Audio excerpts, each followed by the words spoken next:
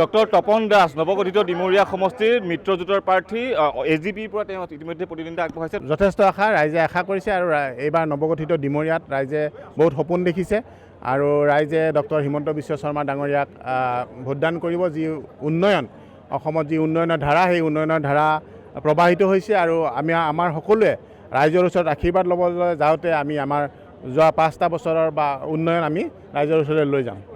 যথেষ্ট জনজাতীয় লোক আছে এই সমষ্টিটোত, গতিকে সেইসকলক কি আশ্বাস দিব? হয়, যথেষ্ট সমস্যা আছে। জনজাতীয় সমস্যাৰ পৰা আৰম্ভ কৰি বিভিন্ন সমস্যা আছে, কিছু সমস্যা আছে। সেই সমস্যাসমূহ নিশ্চিতভাৱে সমাধান হ'ব, তাৰ বাবে আমি আশাবাদী। শেষৰটো প্ৰশ্ন, জুবিন ক্ষেত্ৰ, এই জুবিন ক্ষেত্ৰও কিন্তু ডিমৰীয়া সমষ্টিৰ অন্তৰ্গত। এই পবিত্ৰ স্থানক আপুনি কেনেধৰণে সৌন্দৰ্যবৰ্ধনৰ কাম কৰিব?